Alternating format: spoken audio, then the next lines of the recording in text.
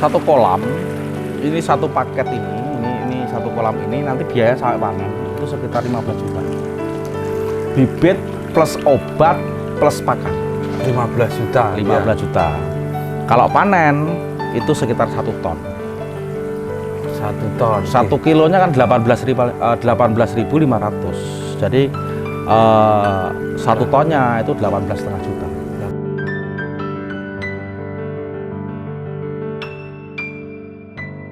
Ini airnya sehat apa tidak? Jadi semuanya tergantung pada air. Tapi ini tidak bisa dijelaskan, tapi dipraktekkan.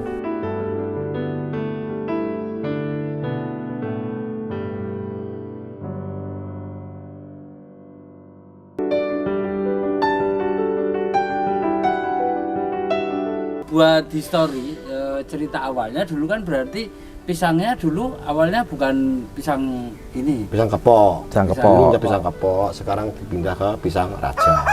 Nah kalau pisang kepok dulu kendalanya apa saja? Ya, Bukan kendala, begini. Kalau kepok itu umurnya agak panjang.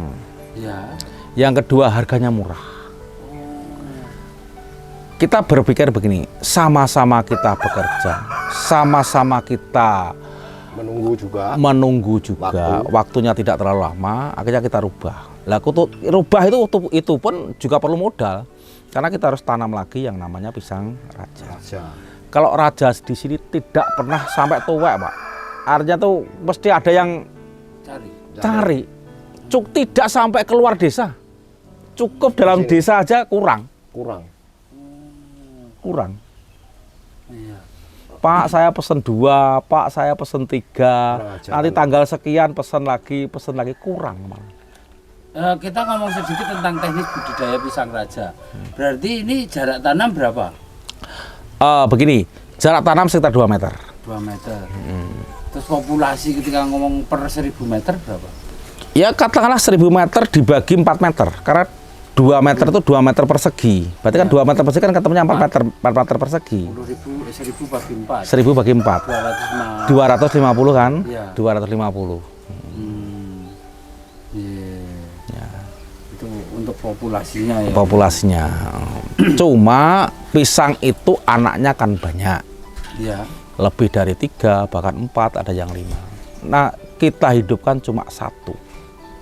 Jadi induknya 1, anaknya cuma 1. Karena apa? Kalau anaknya banyak, lebat nanti buahnya tidak bisa besar, tidak bisa maksimal. tidak bisa maksimal. Makanya kita hidupkan cuma 1.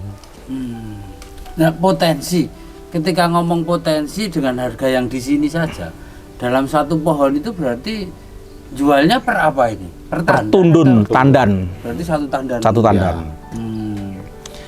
1 tandan tidak mesti harganya, karena melihat besar kecilnya, juga melihat jumlah istilahnya lirang, jumlah lirang berapa, enggak mesti. Tapi secara umum 1 lirang itu kalau dari petani itu 10.000. Jadi kalau isinya 5 lirang ya sekitar 50.000. Kalau isinya 8 lirang ya 80.000. Begitu. Tapi juga melihat besar kecilnya. Kalau besar mungkin bisa lebih dari 10.000. Melihatnya dari situ. Ya. Ini kan tadi 8 bulan ya? 10 bulan. Ya. 10 bulan. Anakan ketika dipanen itu berarti sampai nunggu lagi bisa dipanen berapa bulan? Ya sekitar 4-5 bulan. 4-5 Karena anaknya sudah besar. Ya kan seperti itu. Nah, ini seperti ini. Nah, ini nanti bulan ini sudah besar. Menunggu sekitar 4-5 bulan. Sudah berbuah lagi. Nanti anaknya itu beranak lagi. Iya, beranak lagi. Berarti setiap 5 bulan akhirnya. Ya kita kan yang namanya bisnis kan kita cari yang batas minimal. Iya. Nah, jadi hitungan saya tadi batas minimal. Tapi kalau kita batas maksimal, ya bisa 5 bulan sekali. Ya. Kalau penyakitnya pernah Penyakitnya yang paling tidak bisa teratasi itu namanya penyakit fusarium. Itu sulit. Jadi kalau sudah kena fusarium ya mati. Tekniknya cuma kita babat, kita habiskan, tanahnya kita obati dengan obat tanah yang namanya puradan. Setelah itu kita biarkan dulu barangkali 1 bulan, baru kita tanami lagi. Tapi itu efektif ya kalau itu? Ya lumayan, lumayan efektif. Poradan itu obat tanah. Berarti kalau sekarang yang ditanami pisang raja di sini luasnya berapa ini?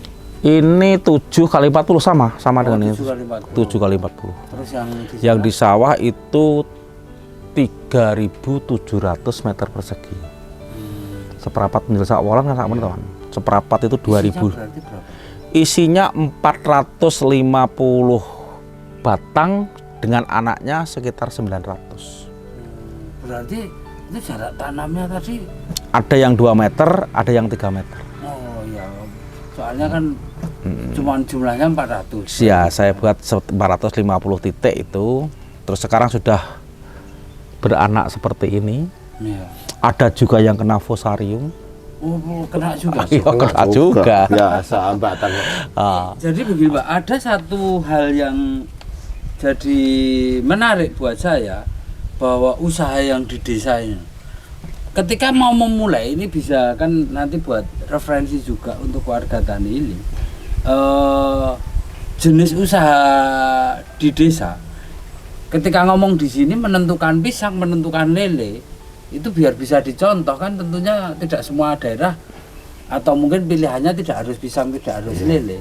Tapi apa yang bisa dibagikan ketika menentukan itu harus apa? Menentukan tuh satu dasarnya hobi dulu, senang dulu. Ya. Jadi bagi petani senang apa kaitannya dengan pertanian. Misalnya tidak harus pisang, mungkin lombok, mungkin tomat, mungkin yang lainnya. Ya. Dasarnya senang dulu, hobi dulu. Kalau kita sudah hobi, katakanlah yang namanya hambatan, gangguan, rintangan itu akan mudah teratasi. Karena kita enteng, hobi, senang, senang dulu, hobi dulu, senang dulu itu awalnya. Yang kedua, niatnya harus sungguh-sungguh. Apapun yang kita laksanakan dengan sungguh-sungguh, hasilnya pasti akan sungguh-sungguh. Kan begitu kan? Ya. Kan begitu. Ya. Oleh karena itu ya, hobinya apa? Monggo. Di sini ada yang tanam jagung juga ada, kemudian lombok juga ada, terong juga ada. Monggo. Yang penting kita bisa memanfaatkan lahan itu semaksimal mungkin. Jangan sampai lahan itu menjadi lahan tidur. Ya itu. Jadi pemanfaatannya berdasarkan yang disukai. Yang disukai apa? Yang kedua berdasarkan pasar. Iya. Tapi kalau kita itu sudah berproduksi, kita kadang-kadang cukup diam di rumah aja sudah didatangi daripada pembeli. Iya. Gitu. Karena mereka yang butuh. Mereka butuh dagangan. Butuh dagangan. Ya. Seperti pisang kemarin pedagangnya datang. Nggak perlu bawa ke pasar. Ya, ada perlu, cuma sekali. Ini dari Jombang juga. Dari Jombang juga ada. Ke sini cari pisang. Dari pisang. Dari Jombang. Memang dari Jombang tuh tiap 5 hari sekali ke pasar Karangjati. Oh. Ambil di pasar. Ambil di pasar. Daripada di pasar nanti rebutan bersaing dengan yang lain, dia langsung ke sini. Wah, ya itu langsung ke sumbernya. Ya.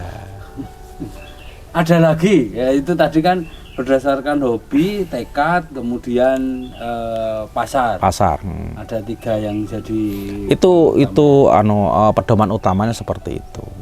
Kalau ngomong soal manajemen sedikit, tadi kan modal itu harus disisihkan untuk buffer dalam artian cadangan kan begitu. Ya.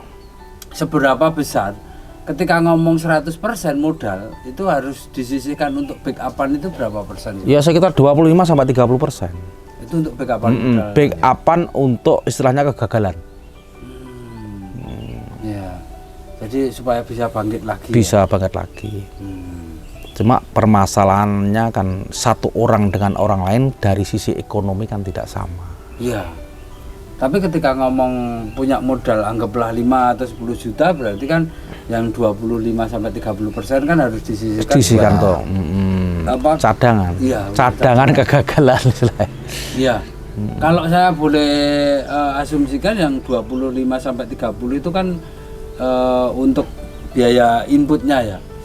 Untuk yang biaya modalnya kalau ngomong 100% itu kan buat kolam. Kan begitu. Jadi yang 25% ini kan untuk modal tetapnya masih, yang 25% kalau seandainya mati semua itu masih bisa lagi. Oh. Ya begitu. Itu yang bisa dicoba untuk pengusaha di desa, juga generasi muda yang ada Ya, di desa. khususnya nih generasi muda, jangan sampai patah semangat. Ini memotivasi karena kita cari pekerjaan kadang-kadang yang sulit. Kalau bisa kita membuat pekerjaan sendiri. Luar biasa. Kan Ini begitu. harus- Terutama generasi muda.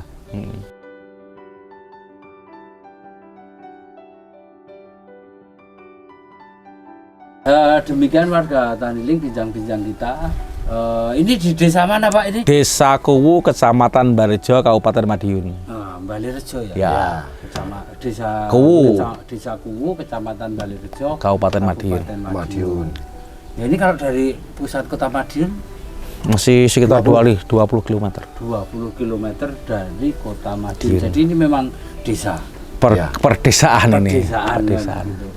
Jadi ini bisa menjadi inspirasi buat generasi muda yang ada di desa, kemudian juga calon-calon pengusaha yang ada di desa, ada inspirasi baru, bisa memulai usaha yang baru. Demikian, semoga video ini bermanfaat dan jangan lupa untuk like, komen, dan subscribe di channel Taniling TV dan download aplikasi Taniling di Play Store. Salam Taniling TV, Bisnis agri tak pernah mati.